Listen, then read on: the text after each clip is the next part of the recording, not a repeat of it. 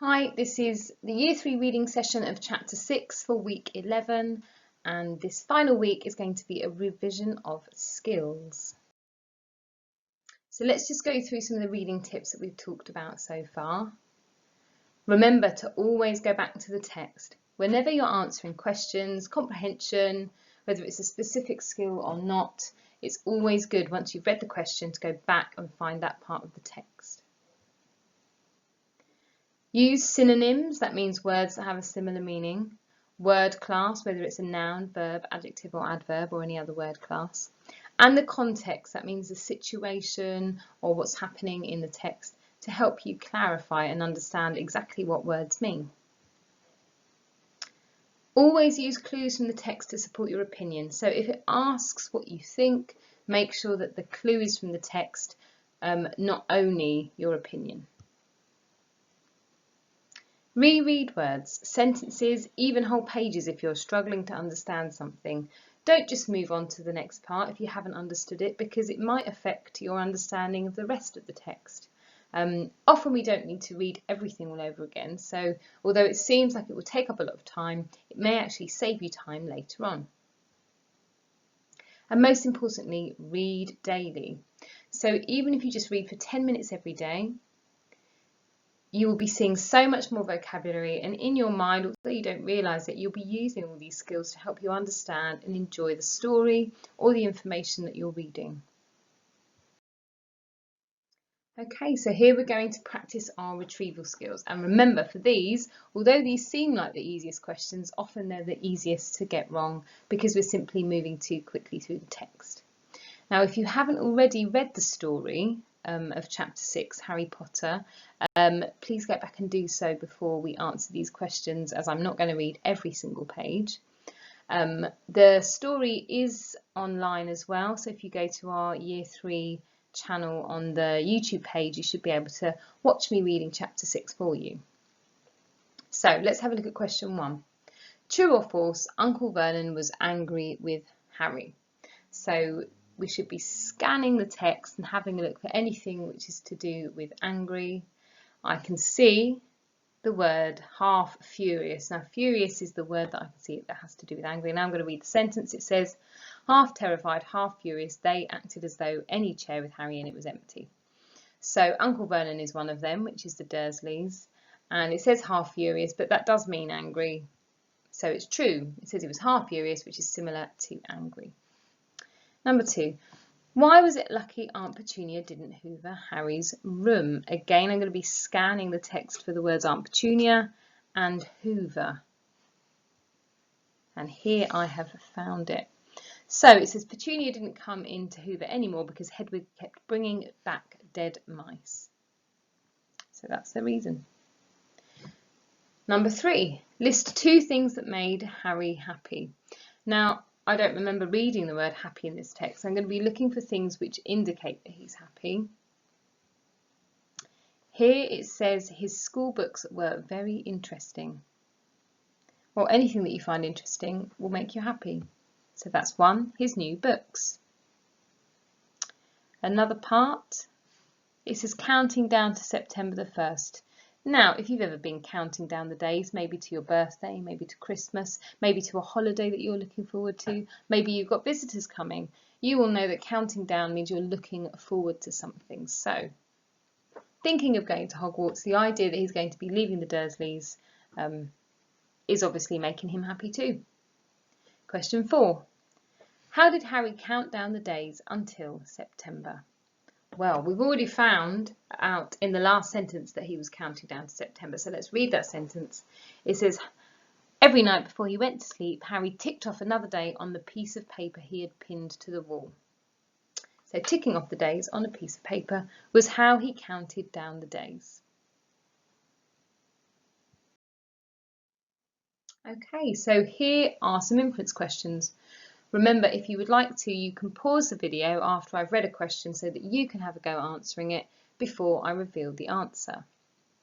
So question 1.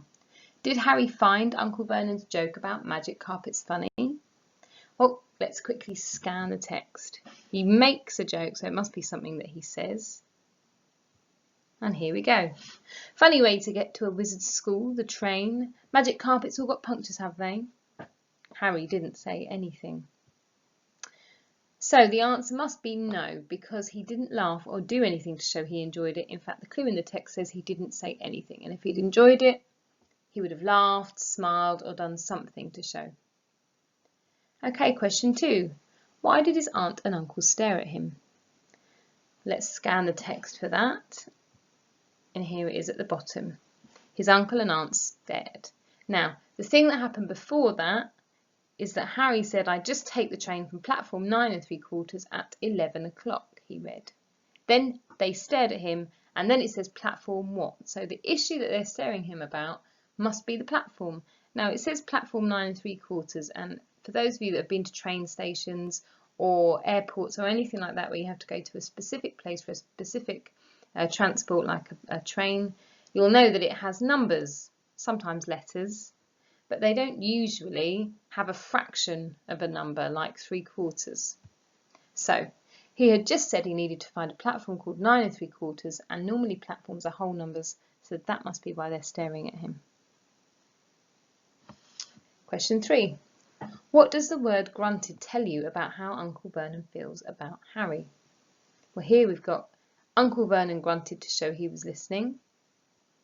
And again, Uncle Vernon grunted again. Now, grunted is kind of an animal noise. It's not a very polite way for humans to talk to each other. So, Uncle Vernon is obviously still angry with Harry, as we learnt before, but not angry enough to ignore him. Perhaps he's still slightly terrified of what Harry might do if he does ignore him. So it tells us he still didn't want to speak to Harry as he was angry, but responded in some way because he was scared of him. And question 4. What impression do you get of Harry in this part of the text? When we say this part, we mean this page. So let's have a think. What are the clues? Now, when he came into the room, he cleared his throat to let them know he was there. That's in the top paragraph. Well, there's a clue. If he was clearing his throat to let them know he was there rather than just running in to talk to them, he's got obviously some polite manners. It also says, would it be all right if you gave me a lift, which is just under the second Uncle Vernon grunted again. Again, polite manners. So I would say the impression I get is that Harry is quite a polite boy because he manages to ask politely for things or enter rooms, even though he knows they're terrified of him, in a polite way. Now, there are other clues in there that tell us something about Harry. So anything which gives you the impression that he is, and pick a personality trait, as long as you have a clue to back it up, we could say that that is correct. Okay, some clarifying questions now. Tick which one has the nearest meaning to paste. So I've circled paste the room. That was in there. I'm going to read the sentence now. He checked his Hogwarts list yet again to make sure he had everything he needed, saw that Hedwig was shut safely in her cage, and then paced the room waiting for the Dursleys to get up. Now, at this point, he's nervous, he's anxious, and he couldn't sleep. Now, things that we do when we're anxious are walking around lots and not stopping, waiting for them to get up. I don't think he would have cleaned, or I don't think he would have tidied, because I think he's got very few belongings and he's already packed them away. The answer was walked around. Number 2, find and copy the word which means smile. Now, a smile is something which happens on our face. It's something at the top of our body. So I'm going to scan the text for things which are about that. Now, the only thing that I've found is this. It says grin on his face. So if that's the only thing about a face, then it must be the word grin. And question 3. What do you think the word strangely means? Again, I've circled it here. It says Harry thought this was strangely kind until Uncle Vernon stopped dead. Now, that on its own is not helping me, so I'm going to go back to the sentence before. They reached King's Cross at 10:30. Uncle Vernon dumped Harry's trunk onto a trolley and wheeled it into the station for him. Harry thought this was strangely kind until Uncle Vernon stopped dead, facing the platforms with a nasty grin on his face. So, strangely kind. Well, Uncle Vernon doing anything for Harry, we already know, would be very odd. So it could be that it was oddly kind. We could also describe it as unusual, so it could be unusually kind, or maybe surprisingly. So any of these words, surprisingly, weirdly, oddly, unusually, would have helped us to understand that strangely meant it was out of the ordinary for him to do that. Okay, and evaluating. So this is the skill that we've learned the last couple of weeks. Again, if you want to have a go before you find out my answer, please pause the video. Question 1. Why is the phrase, Harry's mouth went dry, a good way to describe how Harry felt at the station? If you look at the second circled piece of text, it says Harry's mouth went dry. Now that on its own is not going to help me, so I'm going to go to the part before. It says all three of them were laughing. I'm going to go even further ahead before that. Harry turned and saw the Dursleys drive away. All three of them were laughing. Harry's mouth went rather dry, sorry.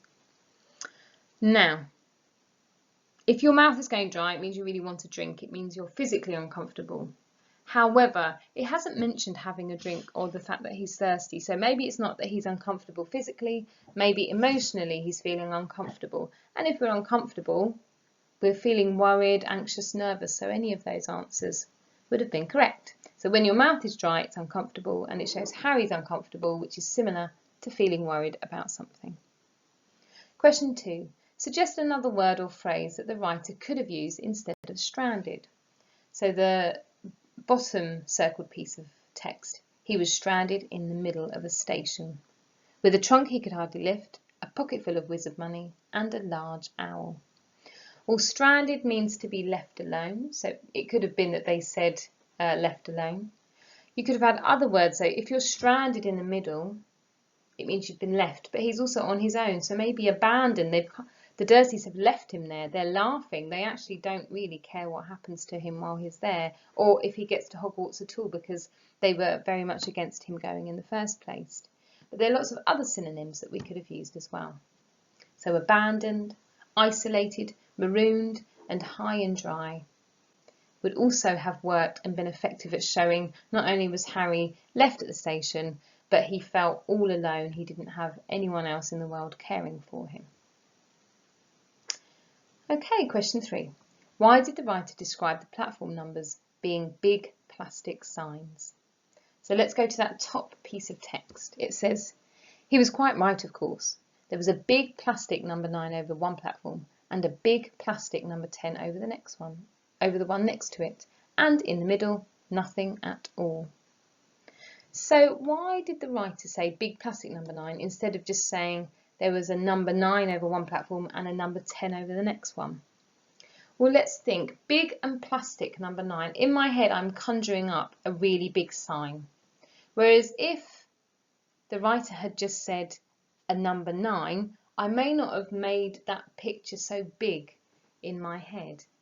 Now, if the big signs are really big and clear, that means the fact that I can't see 9 3/4 in the middle, and in fact it says nothing at all, is even more clear to me that there was nothing in between. So this was to emphasise or make it seem even clearer that there was no visible platform called 9 3/4. And the fact that it was even clearer would make Harry seem even more panicked. The fact that all these signs are so big, clearly marking the platform, and yet clearly nothing for 9 3/4 would make him even more panicked and make it seem even more tense and dramatic for the reader to enjoy the story.